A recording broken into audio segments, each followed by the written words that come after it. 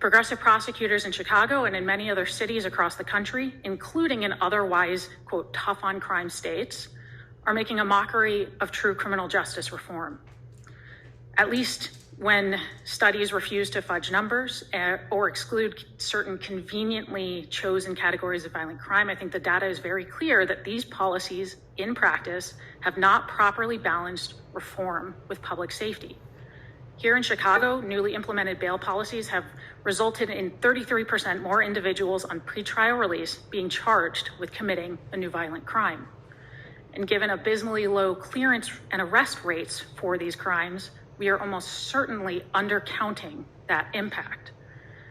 Additional evidence is thoroughly laid out in my written testimony, but frankly, nothing could capture the breadth of this problem better than one recent yet fairly common example that should infuriate every person in this room. Ms.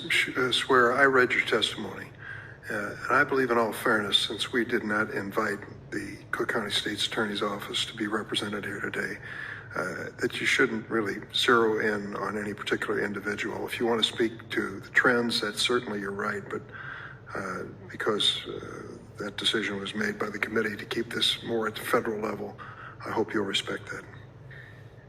Senator, I do in fact respect that this is something that we are looking at from a federal level. However, when we're talking about what is actually happening in Chicago, I think Mr. Lausch from the first panel is correct. We need to look at how do things like not charging 5 individuals who shot up a residential neighborhood on a weekend on a Friday, who none of which were charged and were released on Monday. How does that impact the feeling of confidence? How does that build trust with communities? I think that is a valid thing to consider because again, as other panelists have pointed out, a lot of criminal justice, a lot of how we actually enforce the law is done at a local level. These things matter.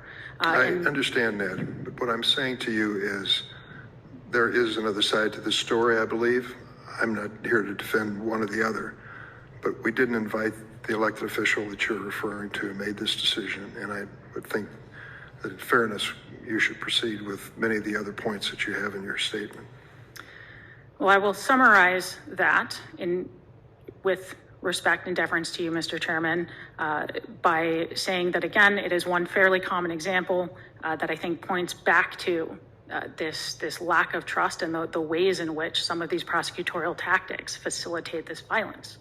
Because this crime spike is not because more Americans have purchased firearms through lawful channels this year. It's not because Chicago residents can purchase a gun 20 minutes away in Indiana, subject to the same restrictions as if they purchased it 20 minutes away in an Illinois suburb. It's because millions of Americans suddenly lost their livelihoods or had their livelihoods ripped out from under them, had their vital social networks disrupted, had all manner of serious stressors inflicted on them over an extended period of time. It's because the police departments across this nation had abruptly changed the ways in which they deploy their resources, in which they responded to service calls and interacted with civilians. It's because certain prosecutors can't be bothered to pursue criminal charges, and I think not just in one case, but in many cases where offenders are too often released on bail or prosecutions are refused on their behalf. I think acknowledging the roles that these widespread, drastic policy changes played in creating this climate of violence may not be as simple or politically expedient as blaming lawful gun sales or neighboring states, but it would go a long way to saving lives. So I look forward to your questions, especially with regard to ways in which we can combat the effects of these policy changes. Thanks for watching the Heritage Foundation's YouTube channel. With more than 500,000 members, we are the nation's largest conservative research and education institution. We believe the principles and ideas of the American founding are worth conserving and renewing. Please help us further our mission by subscribing to this channel and sharing our videos with your family and friends.